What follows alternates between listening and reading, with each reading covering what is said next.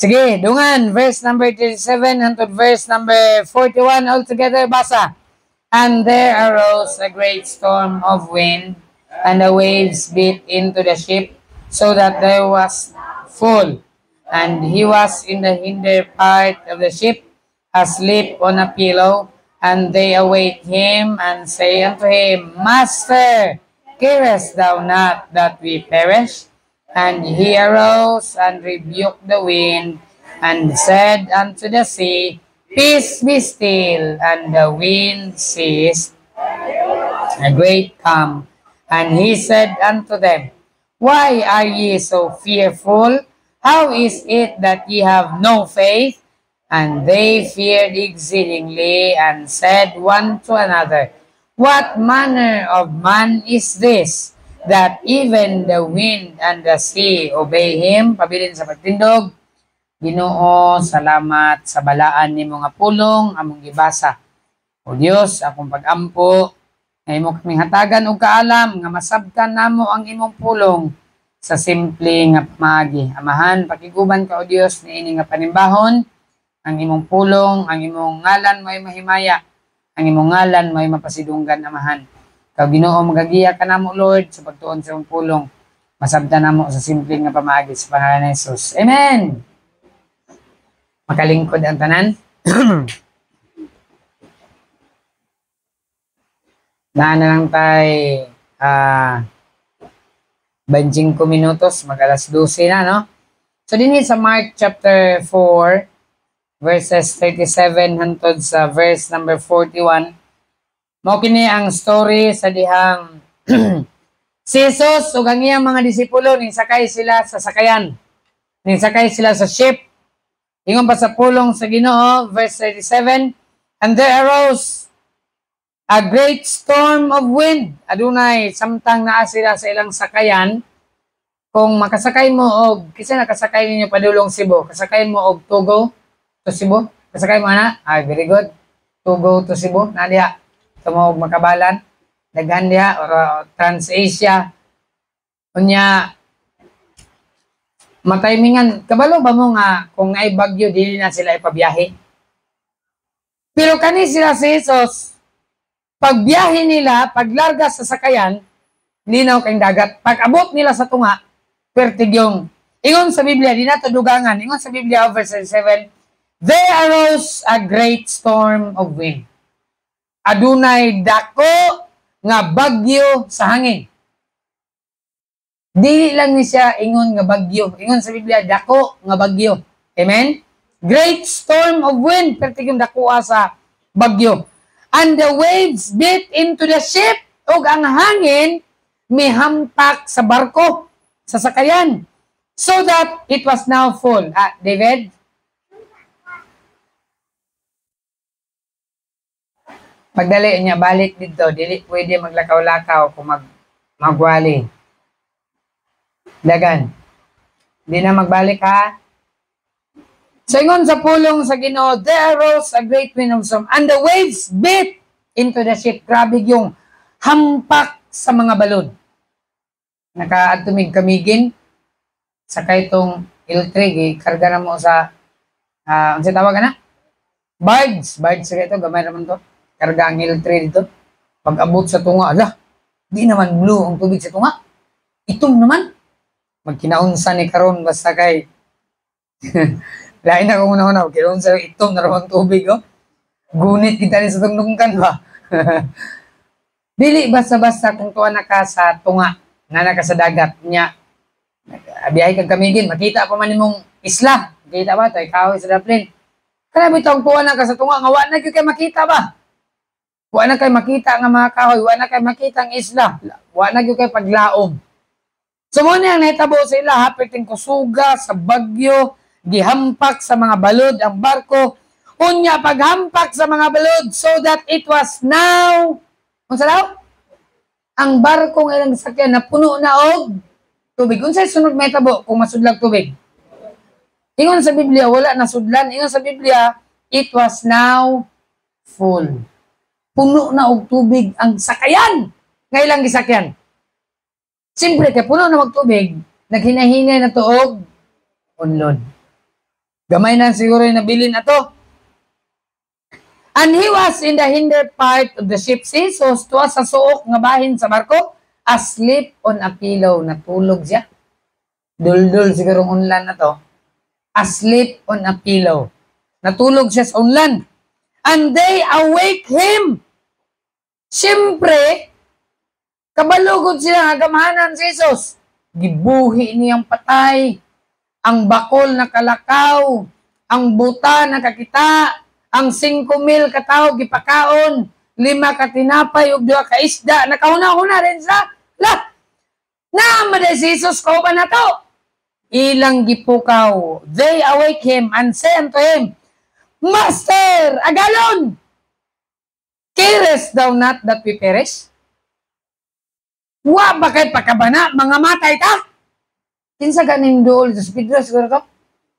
Wa ba kay pakabana? Malunod na ng barko, mga matay na ta. And he arose.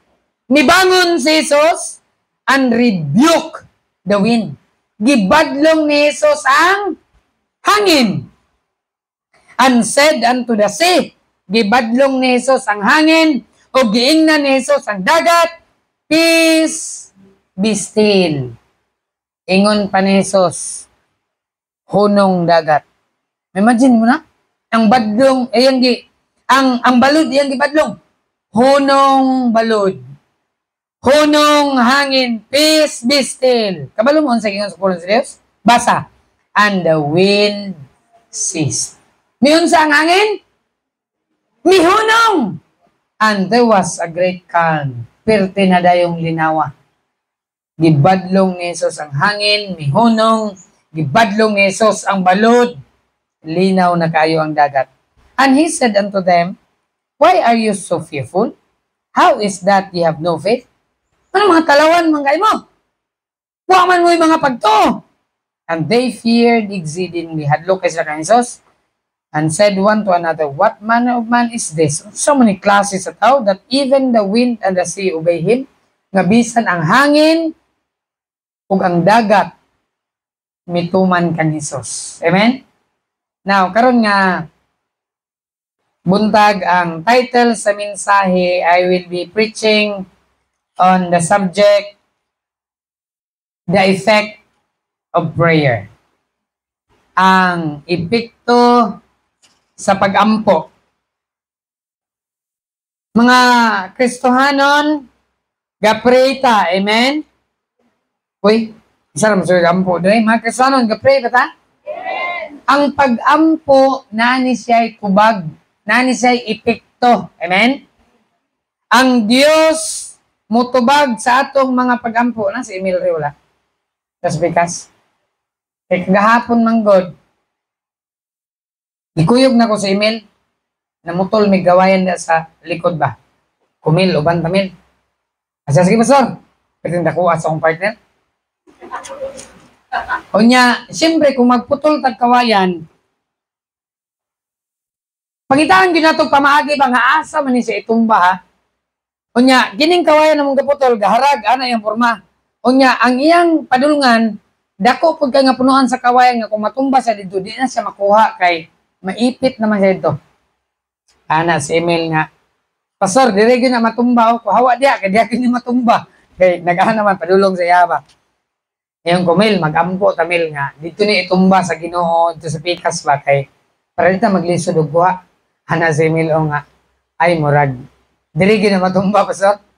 Kung sige lang, Mil, mag-ampo lang ta. Yung ko, mag-ampo sa kumil ha. Kaya para dito gini sa matumba. Tinood, nag-ampo, gini niya, pre-vigil ito, kabuntag na yun. Ampo ko nga, Lord, haluin tang ka, kung matumbay niya sa tunga, di na gini makuha, kamera doha, kasi mo biraan eh. So, pray me. Nga si Emil, nagtanaw sa ko. Nauna sa ito Emil na, nabuang, si Pastor siguro. Ambot, mandag, nato direct. Pakutan na kita ninyo niya. Yes, yung una-una, buang, yung si Pastor. Tinood yun, nag-pray ko, Lord, ayaw yung taon may lisod-lisura, Ginoo.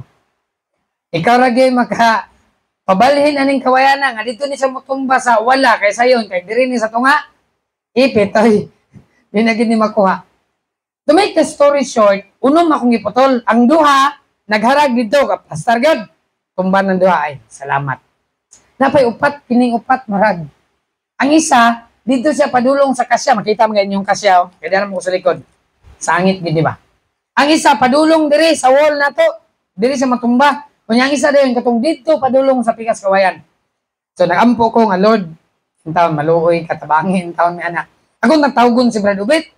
Saan man nga. Waman po ko ilaing masangbit. Kaya di man kita si Brad Ubit. Kunya, si Brad Alimar, ring uli masat. Girang mail, pray ta. So, pag pray na ko, inahinay ko putol. Pag putol na ko, kabalo ka sa giingon ni Emil? Ana gud si Emil o nga, karon pag yung ko kitag ingon ani ba? Dali man ka statement ni Emil, pangutan natin nyo niya, istoryahan ninyo. Ana siya, wamang gud siya diri, ana siya, karon pag yung ko kitag ingon ato, pastor ba? Ang kawayan na gana, unya nimbali sa bikas. Dili gyud lamang nga istorya, tinuod gyud na witness. So pag pangutan na niya si Emil, kita gyud siya. Salamat sa Ginoo. Dahil man kag upat nito kabuk nga nagharag nga wagi paglaog dito katong dire sa pader resort pudto. Pero tanan gid sila. Lali man kag ang unom ka kawayan naglutod gyud didto ra sila nagtapok tanan. Imposible gyud. Pero giampo nako sa Ginoo. Nahitabo gyud gitugot gyud sa Ginoo ang lisod nahimong sayon. Amen. Now, karon gumunta ka tayong sigutan. The effect of prayer. Ang epekto sa pagampo. Nakalimutan na lang ko ng prayer cottage prayer. Ilan ni Ma'am Eden? Nya kadako man ilang balay. Unya bisag dako ilang balay puno gamit dini kasulod. So didto may cottage prayer sa gawas. Agoy pagpanganta na namo ana. Ang himnal kita na nimo tulo-tulo ana. Pero ning hunong mi kanta nagampo mi Lord maluoy in taon ka Ginoo. Hunong in taon ng ulan. Mga basa gid man ni murag mi piso ani ba. Gracias sa Ginoo gitubag gid ang pagampo ni hunong gid ang ulan. Nakahuman mi sa among cottage prayer nga di ra gid to kausap katulo man to ma'am katulog gid 3 times ko na pray. Pag sugod na pud taligsik hunong ko pray na mo bining undang nga sad. Anto di katulo mo di na may taligsik ulan naman eh. Lord maluoy taon ka. Gracias sa Ginoo. Wa gid ni dayon ang ulan. Gitubag gid ang among pagampo. So karon nga buntag the effect of prayer gusto na ko i-share sa inyo ha. Nga ang atong pag-ampo dili ni useless. Amen? Nga ang atong pag-ampo dunggo ni sa Dios. Nga ang Dios nga atong giampuan dili bungol. Amen? Na kung natay hangyo sa iya, unya sa atong paghangyo natay pagtuo kaniya. Yang ihatag kung sa atong gipangayo. Daghang mga bersikulo sa Biblia atong makita nga ang Dios nagatubag gyud sa pag-ampo. So karon nga buntag adunay tulo ka butang. Wa na, alas 11:45 na. Pwede paspasa sa oras. The effect of prayer. Adunay tulo ka epekto sa pagampo. Tanaw na to ni nga mga bersikulo, kining tulo ka butang nga epekto sa pagampo. Una sa James 5:17. Forward na to kay masigutomon na mo ba? James 5:17. Sige, atong basahon. James 5:17, ready? Basa. Subject to like passion as we are. And he trained not 3 years and 6 months. Alright.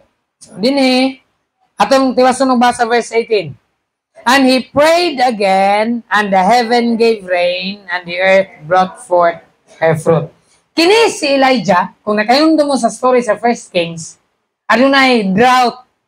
Katubitang, si King Ahab, nagproblema na sila, kaya ang ilang mga kabayo, mga baka, nangamatay na kay wanay masabsab nga sagbot. Ingon pa ni King Ahab, bangita tagtuburan, kay mga matay niya itong hayop. Grabe yun nga drought. Gani ang babaeng balo, ingon pa niya, kini atong pagkaon, isa na lang ni kakumkum nga harina o gamay nga mantika. Duha ka buksog no, ingon pa niya, lutoon ako ni, human na mo kaon ani, ingon pa niya kang Elijah, maun saan daw siya? Mamatay na dayon mi. Grabe, mauni nga famine. Ug diini nga famine, kabalo ba mo nganong nahitabo ni nga drought? Nara din ang ebidensya. Elias was a man subject to like passion as we are. And he prayed earnestly that it might not rain. Kabalo mo nga no? Kay si Elijah nag-ampo nga dili mo ulan. May imagine mo na, walay ulan. 3.5 years, walay ulan. Ug tungod kay wa may ulan, dearth, drought, death of the earth. Lagyan, patay ang yuta. Patay tanang sagbot, ang ilang mga baka, wa na makaon, ang mga kabayo, sugod ng pangamatay, wa na masabsab. Daliman mo ng 3.5 years. Makita ni mo na din sa mga verse. Nagampo siya nga di mulan. Wala mulan, and it rain not by the space. It rain not on the earth by the space of, pila daw? Tanawa sa versikulo itong gibasa, it rained not on the earth by the space of 3 years and 6 months. 3 katuig og 6 ka bulan nga walay ulan. Wa na mabuhi nga tanom ana ba? 7 months gani nga init, wa na gani? Brown na gani tanan. Pero ang kahibulungan, verse 18. Basahon na to, basa. And he prayed again, and the heaven gave rain, and the earth brought forth her fruit. Sa diyan, nag-ampo siya nga dili mo ulan, wala mo ulan sulod sa 3 ka tuig ug 6 ka bulan. Pero sa dihang si Elijah nag-ampo nga muulan, giyon sa Dios. Gipaulan sa Dios. Amen? Una nga epekto sa pag-ampo, the effect of prayer. Prayer can affect the nature. Ang pag-ampo maka-epekto sa kinaiyahan. Amen? Kung moampo di ay ta nga dili ipaulan, kung ang atong kasing-kasing nakita sa Dios nga tinud-anay o aduna tay dako nga pagsalig sa Ginoo sa dihan kita mihangyo diha kaniya, pwede dili ipaulan sa Dios. Amen? April 17 ug 18. Kinahanglan gyud ta moampo nga dili muulan. Amen? Lord, mohangyo mi Ginoo di sama ni Elijah, Lord. 3 ka tuig ug 6 ka bulan, Ginoo. Duha ra gyud kadlaw mohangyo, Ginoo. April 17 ug 18, Lord, sa among family camp ayaw ipaulan. Amen? Kay Elijah 3 years and 6 months walay ulan. Sa diyang si Elijah nag-ampo kay nagkinahanglan sa ulan, gipaulan sa Dios. Kristohanon, prayer can affect nature. Ang pag-ampo makaepekto sa kinaiyahan. Pwede di ka moampo og ulan, pwede po ka moampo og dili mo ulan. Amen? Pwede po ka moampo nga, Lord, ang tao sa kalibutan Ginoo susama sa adlaw ni Noah. Grabe na gud kadaotang Ginoo, lunupin na ni mga tawhana. Tanawa sa sindong. Grabe kadautan sa mga tao, gilunupan na lang yun sa Dios. Pero after sa sindong, natandog ang kasing-kasing sa mga tao, ning ila Ginoo, lalimang kapag sindong, bisag kawatan, rapist, Ginoo, tabangin eh! Ara manday na, mutawag na manday mo Ginoo, magtinga na mo. Pulaton ba nato, pabagyuhan pa ta sa Dios? Kristohanon? Samtang karon nga maayo pa ang atong kinabuhi, maayong dagan sa atong kinabuhi, dapat mudangop na ta sa pag-ampo. Amen? Di kay mag-ampo ka, Lord, tabangin taon ko niya. Wala, di nakakatindog. Mata na lang na magkipat-kipat ba? Kaya di ka nakalihok. Wala ton, pabanak ni mo. Karon nga may patong lawas, dangop na ta sa Dios. Amen? O kung unsa man ang kahimtang nato karon, pasalamatan nato ang Ginoo. Kristohanon, prayer can affect nature. Grabe nga pag-ampo ni Elijah. Lalimang kag 3 ka tuig o 6 ka bulan wa muulan. Sa dihang nag-ampo siya ulan, gipaulanan siya sa Dios. Kristohanon, naatay ebidensya sa pulong sa Dios nga kung mangayo tag-init, ipainit sa Dios. Kabalong yun sa pag-ampo ni Elijah. Na dihang sikreto. Verse 17. And he prayed what? Verse 17. And he prayed earnestly. Nag-ampo siya nga. Unsa nang earnestly? Tinud-anay. Nag-ampo siya nga sincero. Dili day pwede nga mag-ampo-ampo lang ta. Dapat sa atong pag-ampo, tinud-anay, gidi ay, amen? Dapat ang atong kasing-kasing, diha gyud kunon sa atong gipangayo sa Ginoo. Di kay testingan daw na ako kampo, kung maminaw daw ang Ginoo sa kuha. Ayaw testing eh. Dapat mag-ampo ka nga earnest. tinud-anay, sincero nga pag-ampo nga ang imong gipangayo nagtuog gyud ka nga ihatag niya. Amen? Pray earnestly. Kristyanon prayer can affect nature. Dili sa atong kalibutan, grabe ang nature. Landslide, linog, kanang gipuyan ni Sir Jimson, no? Sinakadto niyo sa gipuyan ni Sir Jimson. Kung mangluwa ka sa Napir Carmen, tugdong sa Munglaway, ito na sa Balulang. Kanang gipuyan ni Sir Jimson ay, pang kayo ba? Tanaw-tanaw ko ito, matay. Gamay naman ang linog, kulang, ani. Ditso naman yung lubong. Pang kayo. Pero salamat sa Dios. Giampingan sa Ginoo matag usa. Amen? Sa atong kinabuhi ka na lang magbiyahe ta kada adlaw. Ang nagunit tagid pagampo, Lord. Kagahapon namin agyan sa kaituan, basta sundalo, basta kad ang naong gidaro gid sa siminto. Ang iyang nabanggaan nga sidecar balintong pod. Isa lang sa ta na biyahe daghang mga disgrasya. Pero pasalamat ta kay gaampo ta, ginaproteksyonan kita sa Ginoo. Yampingan kita sa Dios. Tumiagin si Mana, padungig San Miguel, na motor nahulog diya sa Mambuaya ba na? Bayanga kanang tungas. So, mga tao pa ito natapok, nagdungaw dito, natanaw sa ito sa nahulog. Pero pasalamat sa Dios nga gabiyahe taga-adlaw, ginampingan ta sa Ginoo. Amen? Mo na nga di gyud ta malimot sa pag-ampo Kristohanon. Prayer can affect nature. Pwede kay ka mo ampo, Lord, ipadag-om Ginoo para landong, pero ayaw lang ipaulan. Basta mag-ampo ta earnestly, ihatag dahil sa Dios atong pag-ampo. Amen? Timana na to ni ang nature, ang bagyo, dagko nga balod, kung makasakay mo barko, nga ang barko mo ra nagmalunod, pwede ka mo ampo sa Dios. Amen? Kay ang nature, control na sa Ginoo. Pwede mo ingon ang Ginoo, hunong balod. Hunong hangin, pero Lord, kana lang po makaginhawa po mi.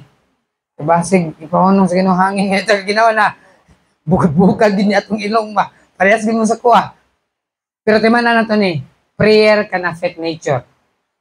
Ang kinaiyahan, basta mag-ampo lang ta, mapiktuhan. Pwede ipahunong sa Ginoo ang hangin, pwede niya ipahunong ang bagyo, ingon ana, kagamhanan ang Dios, basta mag-ampo ta earnestly. Ikaduha, 1 Samuel chapter 1. Daghan pa gid unta ning mga bersikulo pero di na gid maapas atong time. 1 Samuel chapter 1. Atong basahon 9 hangtod 11. 1 Samuel 1 9 to 11. Sige, ready? 1 Samuel chapter 1 verse 9 to verse 11. Ready? Basa. So Hannah rose up after they had eaten in Shiloh and after they had drunk. Now Eli the priest sat para sit by a post to the temple of the Lord. Ang story ani, mao si Hannah, naghangyo siya o nagampo siya og anak sa Ginoo. Verse 10, ready? Basa. She was in bitterness of soul and prayed unto the Lord and wept sore. Verse 11, and she vowed a vow and said, O Lord of hosts, if thou wilt indeed look on mine affliction, and remember me, and not forget thine handmaid, but wilt thou give unto thine handmaid a man-child, then I will give him unto the Lord all the days of his life, and there shall no razor come upon his head. Si Hannah in town, nagtinguha siya og anak. Kay usa siya ka baren. Ang sanang baren? Baog, di siya ka anak. Giingnan na siya siya sa doktor, pagpa-check up niya ay, ma'am, wala na yung kay paglaom. Di na yung kakaanak. Baog man ka.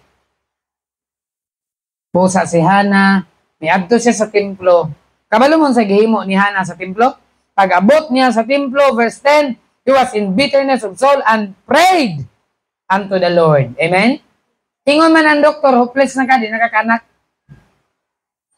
Pero ninduol siya sa Ginoo. Ampo siya sa Ginoo, unya misahad siya Ginoo, kung ima lang kung hatagan o ganak nga lalaki, kanang bataa ako gid siyang ihatag kanimo. And it came to pass, verse 12, as she continued praying, wala gihatag dayon. Siguro 10 years pa to. Nga nga isang anak. Wala man na ingon ng Biblia din eh. Pero ingon sa Biblia, as she continued praying before the Lord. Amen? Naday pag-ampo, nga dili, diha, dayon ihatag sa Dios. Pero si Hannah, wa siya undang. Amen? She continued praying before the Lord that Eli marked her mouth. Naigsoon sa pagtuo, sa dihang, nagampo siya anak, wa pa siya gatagan, pero wa siya undang, nagpadayon gyud siya og ampo diha sa Ginoo. Og nakita nato maigsoon sa pagtuo nga ang pag-ampo ni Hannah gitubag kini sa Dios og si Hannah nakaanak. Amen? Pero sa wa paghatag sa Dios, nagsaad na siya, Ginoo, kung imo kong hatagan og anak, kining akong anak nga imong gihatag ako na sa ihatag balik sa imo. Nagsaad gid siya na sa Ginoo. Ug naburos si Hannah. Amen? Sa diyang nanganak si Hannah, ang iyang anak nga si Samuel, paglutas, siya dahil gidala sa templo ngadto kang Eli. Ingon din sa Ginoo, ining anak ka, akong gipangayo nimo. Imo man ning gihatag kanako, ako ning ihatag balik sa imuha Ginoo. Amen? Ikaduha, grabing pray ni Hannah. Kung gitubag sa Dios siyang pag-ampo. Wala siya paglaom, pero diha sa Dios basta mag-ampo ta. Dako kay ta paglaom. Amen? Prayer can affect the future. Ang pag-ampo makaapekto sa unsa nang future? Kaugmaon. Kita nga mga ginikanan, gusto ta nga ang atong anak maayo ilang kaugmaon. Amen? Gani naay mga ginikanan nga naglain na daan og kwarta para ni kung mag-college sa akong anak. Mao niyang igasto. Okay kayo na. Kung natay kwarta niya atong i-save dan kay kung mag-college sa atong anak atay gasto, okay kayo na. Amen? Pero kung parehas mo sa kuha, away kwarta, away trabaho, unsa man inyong ilain anak sa inyong anak? Kabalo ba mo unsay akong gilain para mapa-eskwela ang akong anak sa college? Pag-ampo. Prayer can affect the future. Kabalo man gyud mo, maglisod man ganita anig day to day nga pagkaon, pag-college baga sa tong anak. Kung naamoy problema nga pareha sa kuha, nga mag-college akong anak kung sa akong igasto, prayer ra gyud. Amen?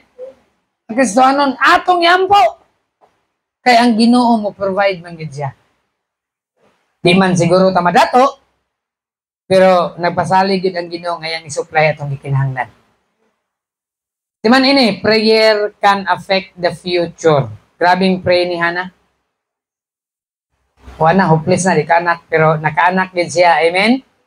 Ano man, pinag-ampo man siya, faithful man siya, she continued praying. Mga Kristohanon, usa ka testimony sa among pamilya. Sa dihang na-confine, na-diagnose akong inahan og cancer, breast cancer. Giingnan siya sa doktor, stage 4 naman to siyang cancer. Kay kanila laging way kwarta, di makapacheck up. So, pag nana na sa iyang breast, nya ning buto na, ato na doktor. Pag ato sa doktor, ma'am, ako din amahan ang istoryahan. Manong, stage 4 cancer imong asawa, unom na lang siya kulan. Buto na gusto yang dari, yang dughan. Ang akong mama, marag 47 man siguro siya. 47 yung edad ato. So, tinuod, gikuha gid siya sa Ginoo. Ingon ang doktor unong kabulan kasi sa Ginoo nakabot pa sa katuig. Pero ingon sa akong inahan, teng, akong papa. Kining mga bata, dito nato ni sila ibutang sa simbahan. Kung mamatay ko. Nagagmay pa mi ato, 7, 1 mi kigsoon. Pagkamatay sa akong inahan, dito gid mi sa simbahan nagpuyo. Kay graduate man to Bible School akong mama. Dito mi gipapuyo sa simbahan. Nya akong inahan sige og pray sa mua sa mga magsuon. Mo nay gi relate sa akong amahan. Wala ko kadungog nagapray akong inahan kay most of the time nanagito siya sa ospital permi. Nakauli lang to siya isa ka semana, balik na po sa ospital. Hantod nga namatay siya. Unya, ang akong amahan, madunggan gid nako. Isan diri, nagapuyo man to diri, oh. Mag-pray gid to akong papa. Nga Ginoo, ga-pray gid siya sa, kini, akong mga anak, sa mga apo. Kini akong mga anak Ginoo, mahimo ni sila nga choir conductor. Atagi ni sila maayo nga tiyo kay lunggom ta sa tay. Ga-pray gid siya permente sa iyang mga apo. Kristohanon, ang prayer can affect the future. Amen? Daghan og mga nahimo nga pastor, mga anak nga rebilde. Pero bisan pag drug addict nga anak, tungod kay ang papa pastor gaampo kanunay. Si Pastor Abiliar, nasa anak nga black sheep ilang tawag. Maldito gyud. Nakadunggab pa ng tuhog bitaw sa maruya nga saging. Nagkaon sa maruya, namay nagsinamok. Gidunggab, apriso. Pero katong iyang anak nga maldito, nga nakadunggab, nga napriso, karon mo ay nahimong pastor. Kaya nga mahan, gaampo, kanunay siyang anak. Mga ginikanan, kung kaproblema mo sa inyong anak, kay rebuilde inyong anak, ato ra gid na silang idangop sa pagampo. Prayer can affect the future. Grabe ang epekto sa pagampo. Muna nga, atong mga anak, ato gid silang iampo kanunay. Amen? Kung di man ninyo sila maguyod sa simbahan, guyuran ninyo siya sa pagampo. Ato yung iampo. Ang future nila, daghanang mga testimonies, mga nahimong missionaries, tungod kay ang ilang inahan, gaampo para nila. Ang ilang amahan, gaampo para nila. Tingali maguna-una kang awa na may tao nagpakabana sa ako. Let me tell you, nagampo ko ninyo.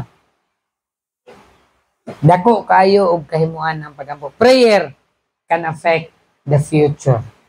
Tingali wa kay kwarta karon, ampo. Kaya ang pagampo maka-epekto sa future. And lastly, in Acts 17, si Paul, nakaagi siya ng mga tao nga grabe ang ilang practice yun. Acts 17:22-29. The Bible says in verse 22, and Paul stood, dito siya sa Mars Hill. And Paul stood in the midst of Mars Hill and said, Ye men of Athens. Kining men of Athens, mao ni sila ang mga tao nga grabe gyud og superstitious. Superstition. Daghan kay sila og superstitious belief. Ingon pa ni Paul, Ye men of Athens, I perceive that in all things ye are too superstitious. Daghan sila tuo-tuo ba. For I passed by and beheld your devotions. Ingon pa ni Paul, pag-agi nako, nakita nako nga devoto kayo mo. I found an altar with the inscription to the unknown God. Nakita nako inyong altar, sa inyong altar nakabutang para ni sa Dios nga wa mailhan. Daghan kay sila og Dios. Kunya, sa kadaghan sa inyong altar, napagay altar nga to the unknown God. Kunya ingon si Paul, whom therefore ye ignorantly worship, him declare I unto you. Kaning Dios nga wa ninyo nailhan, mao ni siya ang inyong gisimba ignorantly. Kini nga Dios nga wa ninyo nailhan, mao ni ang akong ipaila-ila ninyo. Amen? Kay kaning Dios nga wa ninyo nailhan, mao ni ang tinuod nga Dios. God that made the world and all things therein, sing that He is Lord of heaven and earth. Amen? Amen.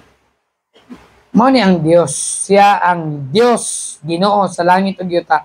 Dwelleth not in temples made with hands. Atong i-shortcut, look at verse 29. For as much then as we are offspring of God, we ought not to think that Godhead is like unto gold, silver, stone, graven by art and man's device. Ang Dios nga buhi, ang tinuod nga Ginoo, wala ni gikulit sa kamot sa tao. Amen? Tingon si Paul, ang Dios nga inyong gialagad, kinulit kapan kining Dios nga akong ipaila-ila ninyo. Wala ni gikulit pinaagi sa kamot. Verse 33, tungod sa wali ni Paul. Verse 33, so Paul departed from among them, the Athenians, mga tao nga daghan kayo superstitious. Howbeit, certain men clave unto him. Amen? Pagbiya niya sa Athens, naagay mga tao nga na-convert. Amen? Nga mituo sa tinuod nga Dios. Na mga tao nga nagpabiling kang Paul, and believe among which was Dionysius and Areophagite, and a woman named Damaris, and others with them. Bisan sa ilang tinuuhan, bisan sa ilang mga superstition, sa mga gituuhan nila, sa ilang mga kultura, mituo sila sa tinuod nga Dios. Amen? Now, lastly, prayer can affect nature, prayer can affect future, o katapusan, prayer can affect culture. Ang kultura sa tao, di mo ni basta-basta mausaba. Pero kung ayaw mo ato ning iampo, bisan unsa nga kultura, pwede usbon sa Dios. Amen? Kining mga Athenians ay grabe ka religyoso. Grabe ka diboto sa ilahang gisimba. Pero naagian sila ni Paul, giwalihan sila sa tinuod nga Dios. Di man tanan, pero naagyoy ning tuo sa tinuod nga Dios. Amen? Prayer can affect culture. Sa India, ang kultura nila, kalimot lang ko kin sa ito pangalan sa missionary. India ba to? Di ko sure. Ang ilang kultura, pag ang tao, ang inahan, magburos o kambal, kinahanglan, ipakuha gid na, kay tunglo na. Pag abot sa missionary sa mga lugar, gi-fight na niya nga culture, giampo na niya, gipamatuod niya, na ay kambal nga bata, bagong gianak, ilan ang patyon. Ingon ang missionary, ayaw ninyong patya. Suko kayo ang chief leader nila. Dili pwede. Patyon na namo kay tunglo na sa among tradisyon. Tunglo na sa among kultura ang kambal. Ingon sa missionary, dili na tunglo. Panalangin na, ambi ang bata, ako'y atiman ang bata. Wa mo sugot ang chief, kay gusto niya patyon ang kambal. Kay sa ilang kultura, tunglo kung naay kambal. Gikuha sa missionary, ug ang duha ka kambal, kay gikuha sa missionary, nahimo pod nga mga missionary. Dito iyang napamatuod ang ilang kultura sa iyo. Nga naman, perting ampo.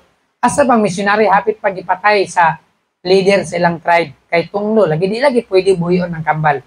Pero ang ipakita ng kambal panalangin nga gikan sa Ginoo. Ug tungod adtong usa ka buhat sa missionary, kalimot ko kasi ngalan, na break niya ang culture.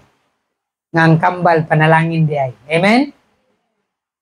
Atong iyampo, prayer can affect culture.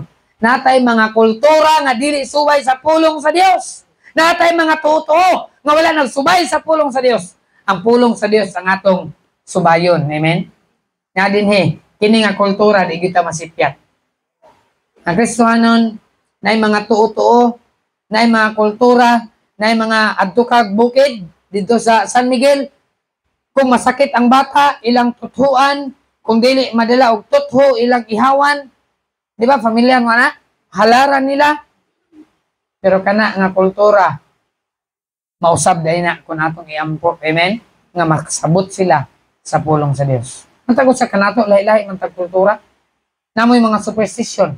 Nga kung mula kaw-kaw, naiiring nga mutabok, ay ayog dayon kay delikado. Pero dili na tinuod, wala na sa pulong sa Dios. Muna Kristohanon, pag-ampo yun. Amen?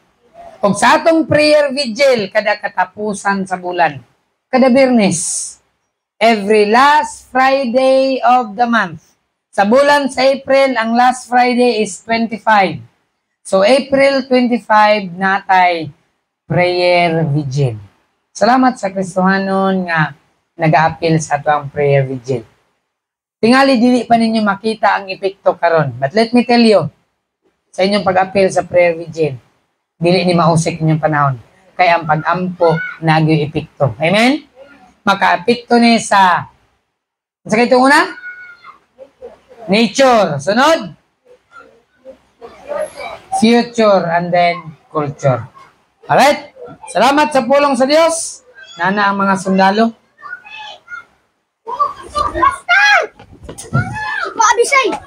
Hawa, hawa. Hawa lang, hawa lang, hawa.